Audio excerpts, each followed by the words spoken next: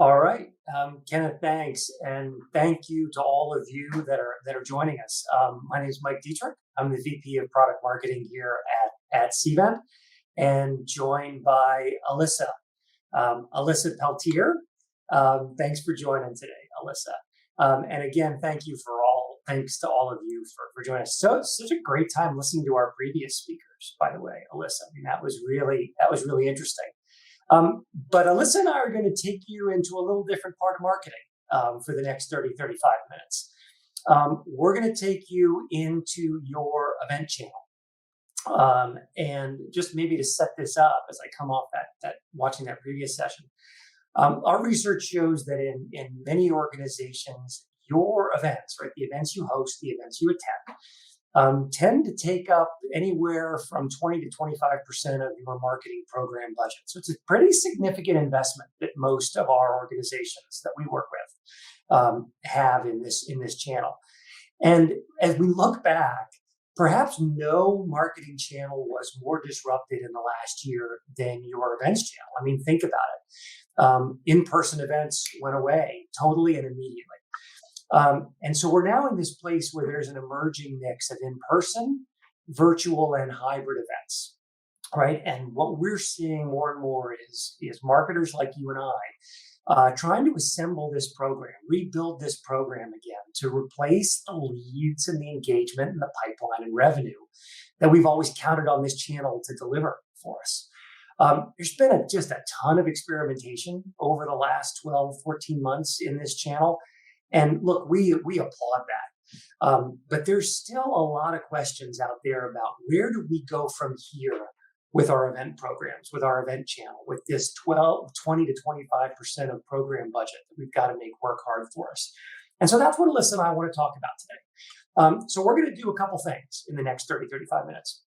First, we're going to take a quick look back at how we got here. But then mostly we're going to look ahead at what we think this all means for your events and your event channel going forward.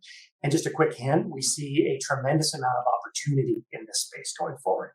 And then we'll share our thoughts on strategies and key things you can action on to take away from these next 30, 35 minutes to get you started. So let's start with a quick look back at how we got here. So look, we'll take you back to February of 2020, right? Not a great place to be. But remember how sudden and total the breakup of the in-person event channel happened. I mean, literally overnight, your event channel was gone. At our company, I don't know if this is representative of yours, but at Cvent, our event program accounts for about 20 to 25% of our annual lead flow. And so it was as if somebody just flipped off the switch on 20 to 25% of our lead volume. And I go back and I think about, well, what happens if somebody had said, hey, Mike, we're going to take down your website and your inbound lead channels, and we're just going to leave them down for about 12 to 14 months. I mean, it was that severe and it was that dire, the situation that I think all of us were facing. And so virtual events became a Band-Aid for many of us. We went there quickly, often incompletely. And then a lot of us realized that the virtual tools we had maybe weren't doing the job for us. And as we got to the sense that this was going to be not a 1 or 2 month problem, but a year-long problem, we had to be more programmatic. And so through necessity, the tech started catching up, right? We had innovation in this space that might have taken 5 or 10 years under normal circumstances, compressed into a year's period. And so collectively as an industry, we all kind of demanded a more fully branded, a more immersive, a more interactive digital experiences that let us get back in front of our prospects and customers in a way that was going to be meaningful and drive impact for our businesses. And so throughout 2020, what we saw is we started seeing our community build a ton of muscle around the execution of virtual events. We started to see the benefits of virtual events. One of the things you're going to hear us talking about today is at Cvent, we took what was historically a 4,000 person in-person user conference, and we took it virtual, and we gathered over 43,000 registrations for that event. So 10x literally the reach of that event. And so again, we started to build the execution muscle, and we started to see the benefits. But I think there are still lingering questions that all of us have around the viability of virtual long term, right? Will it convert? Is there a trade show model? And so I think as we kind of left 2020 and we enter into 2021, a lot of us miss our in person events, but we're starting to see that new event landscape emerge where, with the vaccines, with the return of in person and that deep engagement that's possible there, we're starting to see this new event landscape of hybrid events, virtual events, and in person events coming back. Right. And so that's where we kind of find ourselves today. And I'm going to hand it over to Alyssa to give us some thoughts about, okay, where are we going now? And then I'll come back and talk you through about some strategies to take maximum advantage of it. So Alyssa, over to you. Yeah, thanks, Mike. All right, so we're going to have some fun today at the beginning of this presentation, whipping out the old tarot cards. Because with all of what Mike said, our ability to have predicted any of that would have been shy of a miracle, right? So with that in mind, we're going to use this much more reliable resource of the tarot card. So with that, let's flip over the first card. All right, we see virtual and hybrid are here to stay. So can't say that this is a mystery to anyone. Of course, we're already executing in a virtual space right now, right? So we know that they are here in 2021 and likely here for the future. I like to say sometimes the cards are meant to tell us things that we already know. That's always the punchline there. But yes, definitively, virtual is going to remain a top priority and now a critical piece of this total event program, which Mike was alluding to, moving into the future. I think seeing so many of these organizations, not just our own, but so many of our customers reaching those record-breaking attendance numbers, 10x, 11x, we saw sometimes 20x for large global corporations with, large brand affinity.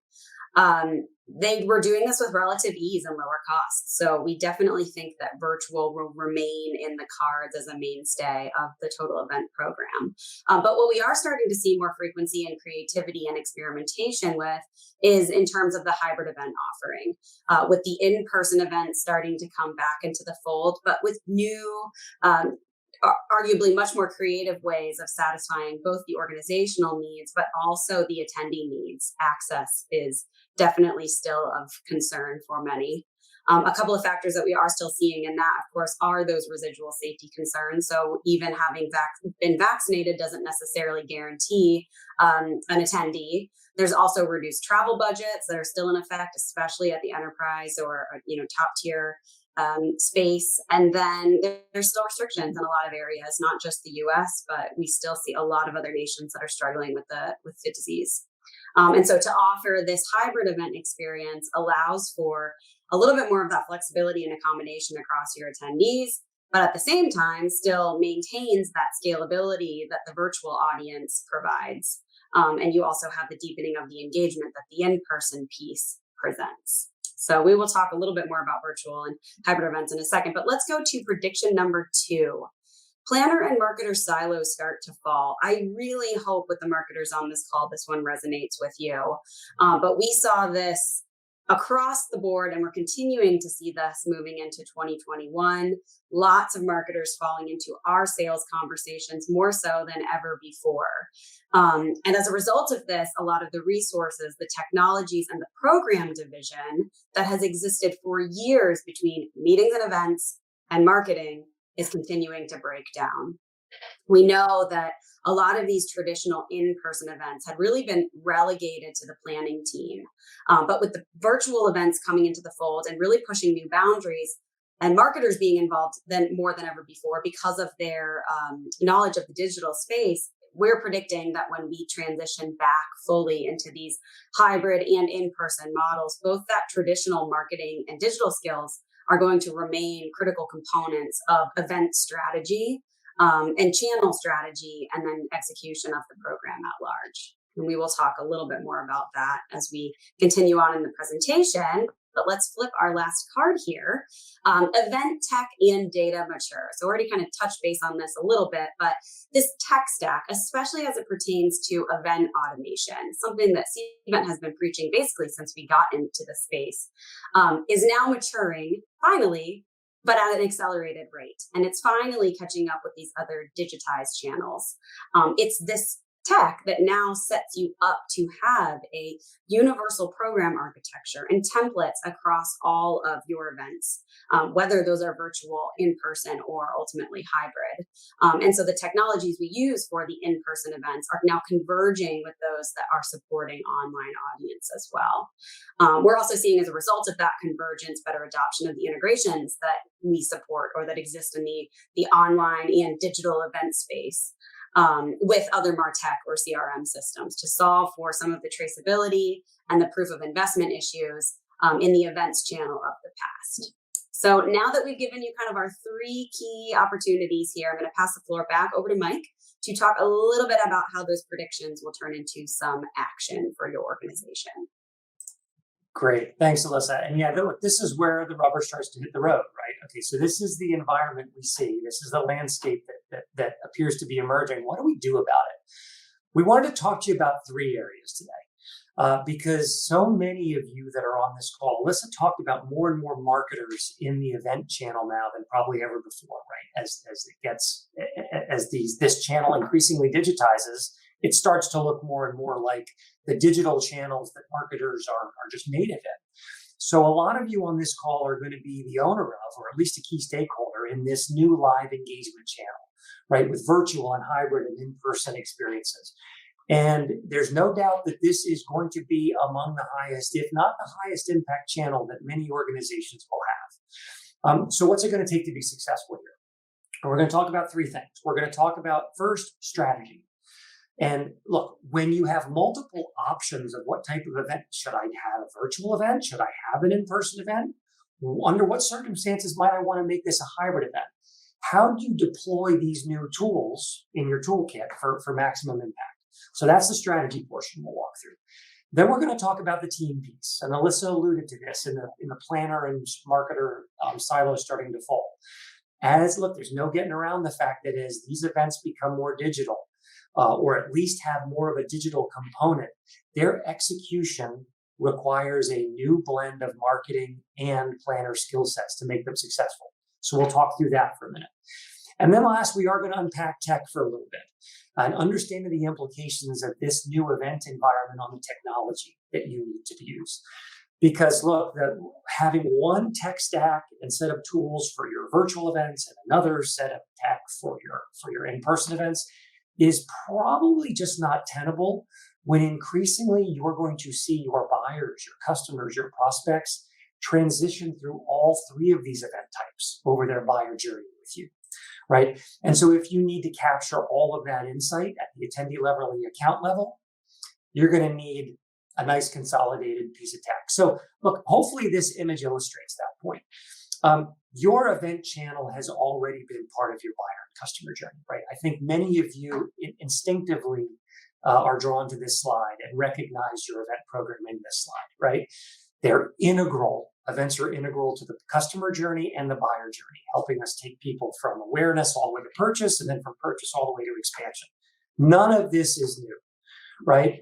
But the thing that will be new in this year and going forward is that increasingly you're going to be needing to discern what type of event type is going to be the most useful for you here. Is it a virtual event for reach? Is it an in-person event to close that deal or that pipeline? Because again, increasingly you're going to see your customers and prospects in all three of those event types as you go forward. So what's the business case for this, right? What's the opportunity? Why should you care? What's the opportunity if you get this right? So the first thing, and this is something we believe strongly and we see borne out in the data, is that one of the things that makes our event channel unique is the face time and the deep level of engagement that's possible in events, right? The time that your prospects and customers spend with you in an event setting is measured in hours or even days. And so that deep level of engagement that's possible in the event tactic, in the event channel, really makes it stand apart and unique in your marketing mix. And so there's tremendous opportunity to mine that deep engagement for deeper insights into that attendee. What's their buying preference? What's their interests? Or even into the accounts that they represent. so that these events let you build those profiles quickly in a matter of hours or a matter of days, right? And so you can get those increased buyer insights. You can deliver more qualified lead flow downstream to your sales teams that helps you build more pipeline and ultimately more revenue, right? Because without the ability to understand that attendee behavior across your events and across your full channel mix, your whole funnel is going to underperform, right? Your whole funnel is going to underperform. So that's what we want to kind of open with. And now I'm going to send it back to you, Alyssa, to walk through the two components there of strategy and team. Yeah. So let's tackle strategy first. My favorite topic. I always like the heady ones. So as you look at this new event program and the evolution of this channel, how do you even decide which events or specific programming elements of those events would remain virtual, and then which could ultimately be offered in a hybrid format, or which are best suited for the in-person format? And so I say that this requires a thoughtful evaluation of the event and its corresponding programs, their unique purpose, the goals, and how each of those events serves a need in your broader marketing strategy. I love what the last speaker was talking about in terms of, we always go back to what was the need in the market for creating this thing in the first place. That applies so perfectly to this, because why are you doing what you do? Why are you hosting this event to begin with? Oftentimes we ask our planning functions, we're doing it because we were told to do it. Well, there's this purpose that this event is serving in a broader marketing strategy. And so that's what we're here to talk about, is the inception of that idea and the notion of that event to begin with. And so through my own experience in this space, we didn't go deep on our bios, but I used to be an event marketer myself. So I had a role to play in the creation of the events themselves and how they were serving this overarching customer journey. It starts by thinking of events as part of something bigger than the event themselves, and that is events as a channel or this programmatic view. So I offer a slightly more simplified version of what Mike shared in the previous slide here, but just showing how the events channel is leveraged across that buyer and customer journey. So you keep seeing and hearing these words, total event program. What we're talking about really is this strategic and this deliberate decision by that marketing organization to host or even attend an event, so those where you're exhibiting at or capturing leads, for the purpose of delivering an experience to a particular audience for a particular objective at that particular stage in the customer life cycle. I said I like the heady stuff, so don't hate me for it. But marketers are going to need to be thinking about all of these events programmatically and also in conjunction with other channels and other tactics that would then also be supporting each stage in that customer life cycle. So we came to that initial question: how do you even start in your strategic planning, and how do event formats get decided?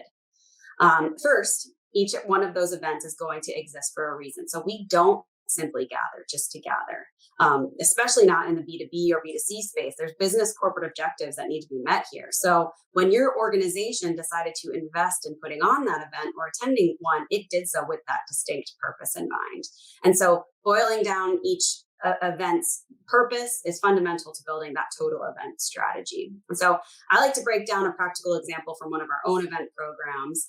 It's called our customer success groups, which were our kind of small regional user group, but Cvent proctored conversations that take place in some of our larger markets. So when our customer marketing team decided to start this event program back in 2015, that decision didn't come out of thin air. It all really started with the audience. And in this example, that audience was our customer, and it came in the form of our customer users specifically. We had adoption and retention problems that we were trying to face. So the team was really setting its sights on solving those adoption issues. Customer marketing then determined what tactic, the channel, the offer, or the combination of those things would best serve that audience. And in this case, it was decidedly an event program was to be developed in the form of this customer success groups. Now, in order to determine that experience, this is where that traditional role of the event planner comes back into the fold and works hand in hand with marketing to inform that optimal experience. And so there's a next step here that I just wanted to unpack. And this is where we really start to align format to the outcome or the objective. And so if the purpose of the event was product adoption by way of a training event, you have to start asking yourself, can attendees start to even learn in a virtual environment? Is that experience the appropriate one for it, or is it better served in person? If training was given by a speaker with limited interaction, the reliance on virtual might be an easy decision rather than trying to take that or force that back into an in-person environment. What if the purpose of the event was to accelerate opportunities through networking or deepening of relationships, though? Perhaps that's not quite as successful in a virtual format given the more limited engagement or lesser engagement, not no engagement, but it's more slight in the virtual environment, and we have less ability to foster those relationships as intimately as we would in an in-person environment. Lastly, what about pure awareness and lead gen opportunities? What might that then mean for the experience, the engagement, and the data capture strategies you then choose for that format? So it's really by starting to dive even deeper with these different audience segments and your corresponding objectives that the experience really will just reveal itself to you, and be pretty clear once you understand ultimately what it is that you're exactly trying to achieve. All right, enough about strategy. Let's talk about this new team dynamic that is now supporting events. Is now comprised of traditional meetings and event skill sets, but also really does have heavy involvement from that traditional role of marketing. My slides are running away from me. Scrolling down the page. All right, so the old mindset, planning and marketing really operated fairly independent from one another. We've seen in a recent study we did with Forrester, actually, that 66% of marketers indicated that event management executed events as experiences independent from marketing campaigns. So completely counter to what I was just sharing on the strategic vision for your total event program. We see that in the pre-pandemic times, planners were primarily focused on the in-person event experience. They had concerns over logistics, certainly the on-site experience, delivering registrations, and measured themselves in attendee satisfaction. Marketers primarily focused on digital channels of engagement. Those could and would include webinars, but their vernacular is more about leads and pipeline generation. But we've shifted this in the past year to a new mindset as these event types have converged. Virtual events looking very similar to the programs that the marketers have been doing for years, namely the webinar. And so the teams have been forced to work more closely than ever before as a result to achieve that success, to pivot in real time. As Mike said, the channel itself just went offline. And so everybody needed to band together to solve these pains. Marketers were leveraging planners' ability to deliver an engaging event design, to craft and curate agendas and programming, and ultimately impact the overarching experience. Whereas the planners were really reliant on the marketers' knowledge of digital engagement, lead management, how to effectively or more effectively tie those efforts to true ROI. And so as those skill sets have merged, the result really should and will be a more effective total event program. Well, we will shift that 66% in the positive direction so that these events are tied to something bigger and broader. And we know why we're working on these programs to begin with. So we really see so much disruption in the team environment. I can't stress that enough. So if you are not currently working with your teams, reach out to your planning organization, see how they're doing, and see how you can evolve these programs and up-level them so that you can get more leads, get more brand affinity, drive more revenue, and scale these programs that they're possibly executing on. So I will now pass the floor back over to Mike one last time to discuss this technology that's also changing in part of this evolution. Great. Thanks, Alyssa. So look, we've touched on strategy, we've touched on team, and now I'm just going to take us home here with a few slides on how we see the role of technology playing in this new event landscape. And I want to start with a question. I love talking to marketers because I love putting this question to a marketer. And the question is, look, would we as marketers even consider running our West region on, I don't know, Marketo, but our Central and our East regions on Eloquent? Like, would we think that's a good idea, right? To fragment some of our core systems and just have one running West and one running East? I think the answer is no.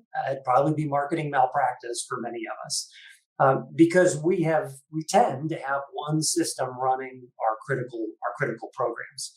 And so, sure, like when you look at the role of event technology in this new event landscape, yes, it can help make planning and executing an event much more efficient. Absolutely.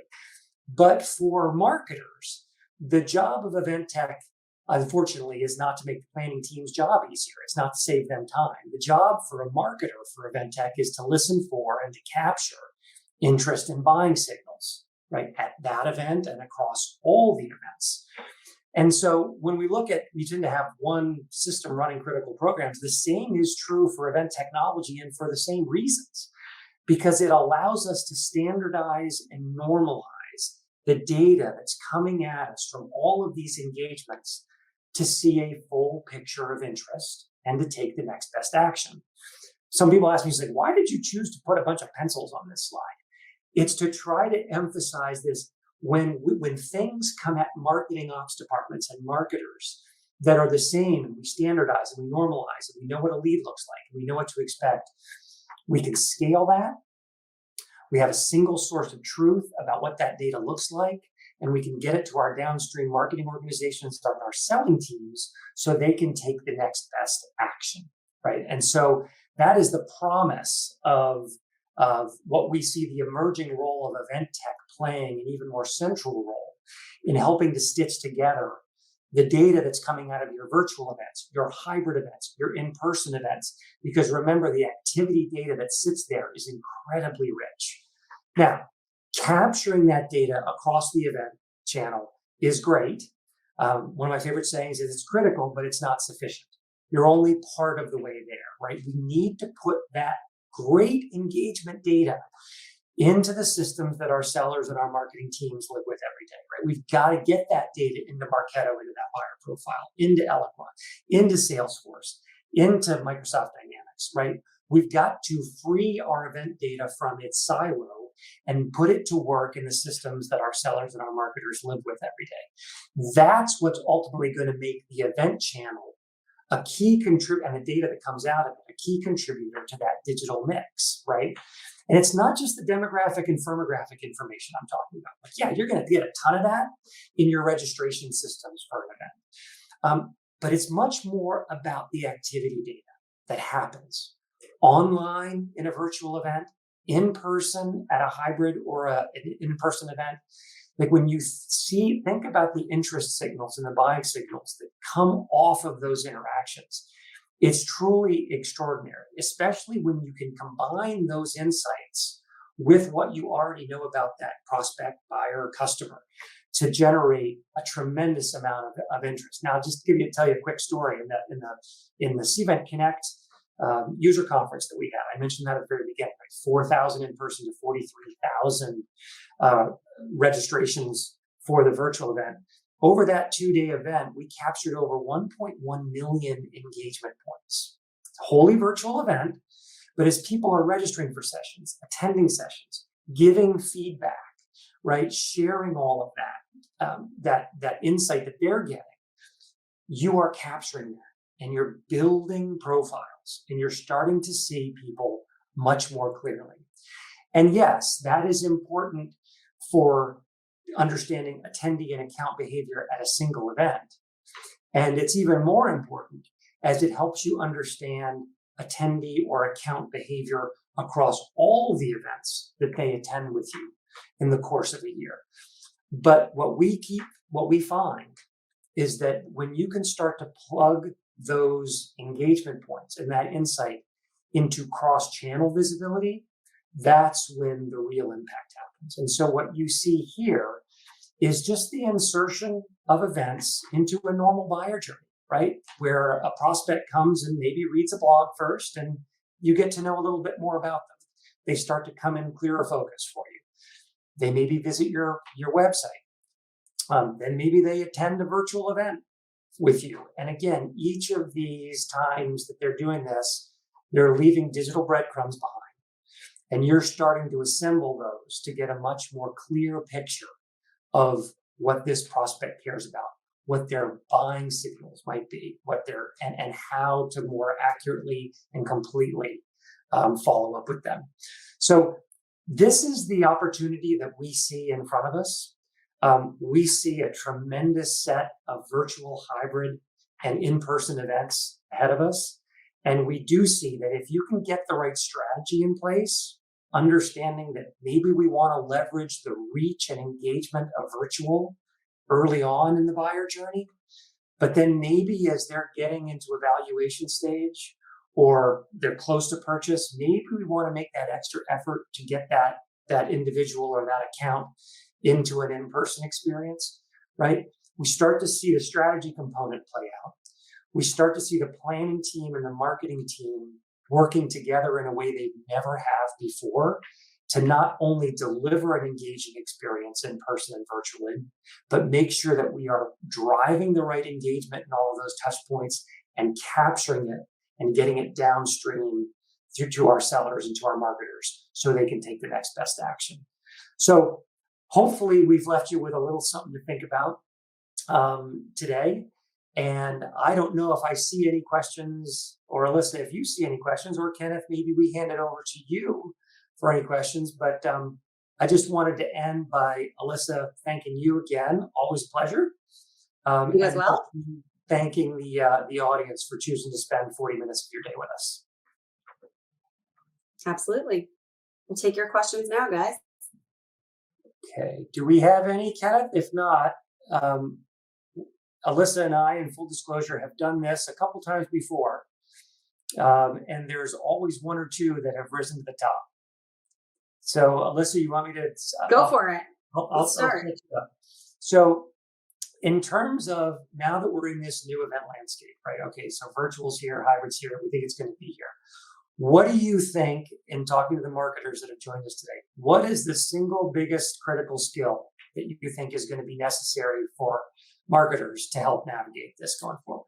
Yeah, I can never remember if you this is your favorite response or it's my favorite response, but I might be stealing your answer on this one. But we have seen a massive investment in the teams and the technologies on the production side of the house. Everything in the virtual environment comes down to how effectively you can engage with your audience. Because we know there are so many distractions at home, at work. You've got kids, you've got laundry, the dog's barking. Shocked my dog hasn't barked on this conversation.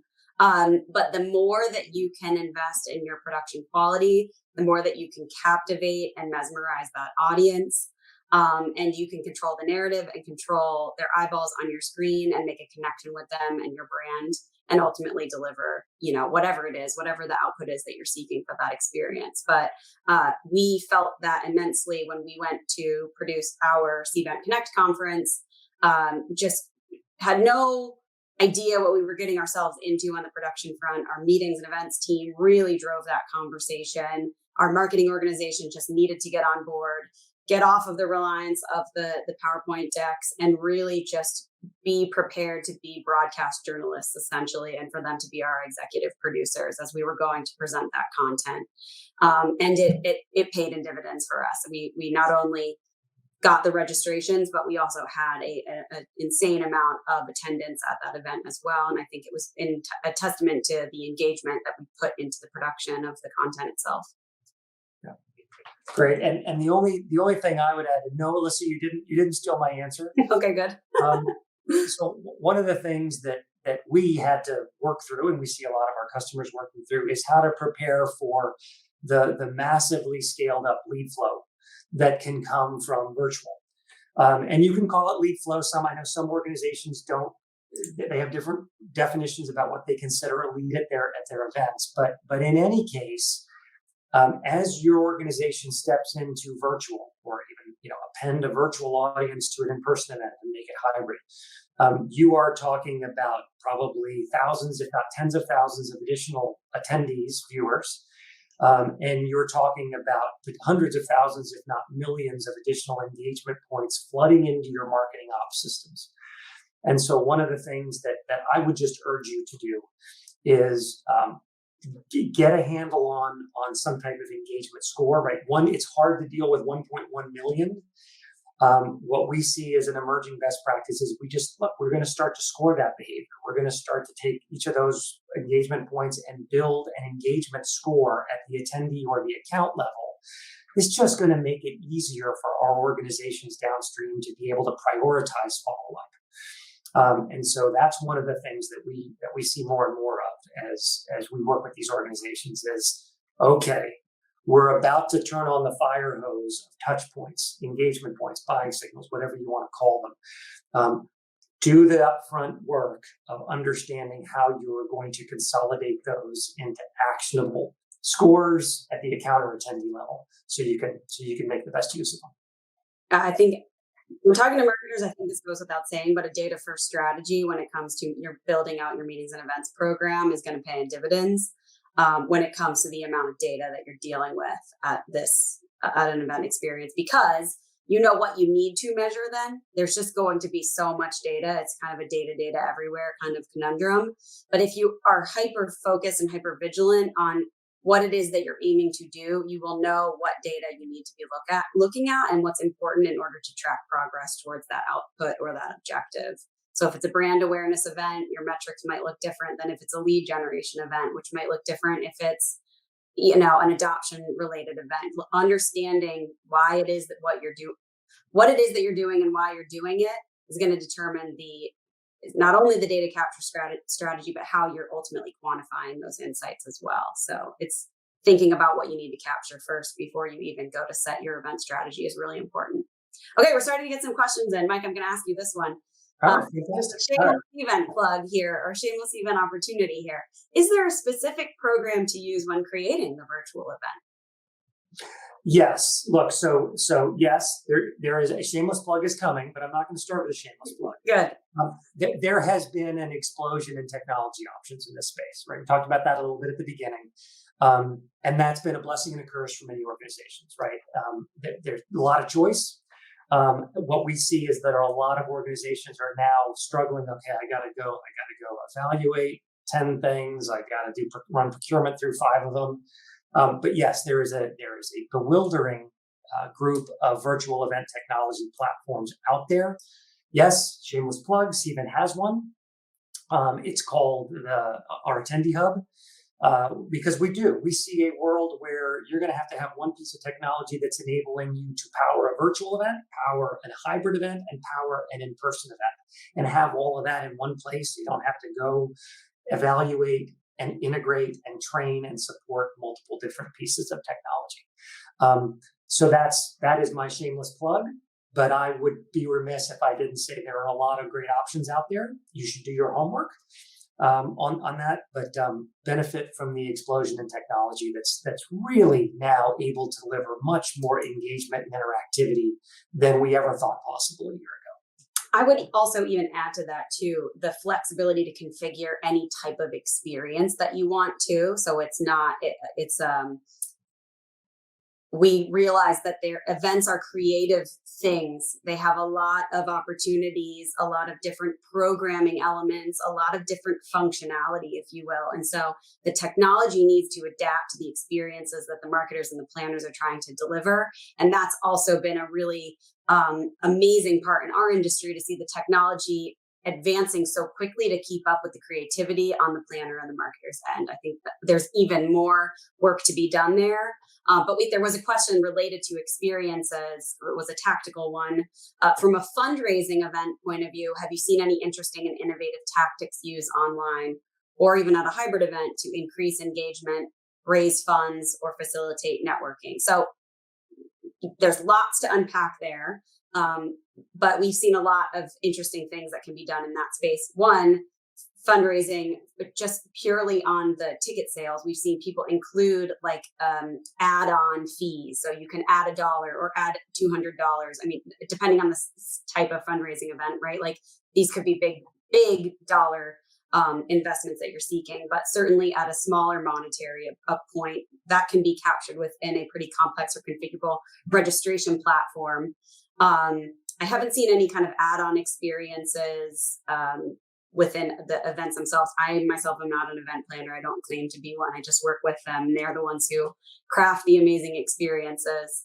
But when it comes to the increasing of engagement, lots you can do there. I have this formula that we've been talking about externally to other marketing teams, and it's the content plus production plus interactivity equals maximum engagement. So when we talk about content, it's the story that you have to tell. It's the pure message that you're bringing to market. That has to be solid. That has to be good. We can't just talk about whatever we want to talk about. It has to be an audience-driven message. Now, bringing that to life through production, interactivity, overlays, more complex graphics, more production and set value. That's the second layer that can increase the engagement with whatever it is that you're doing. And then thirdly is the interactive component, which is where the technology comes into play most heavily, where you add in polls into the experience, have chat so that intra attendees can start making connections and kind of build a community out as they're consuming content in real time. They can also send questions to the speaker so that we start to break down barriers between screens to presenter. What am I missing there, Mike? Fill in the gaps.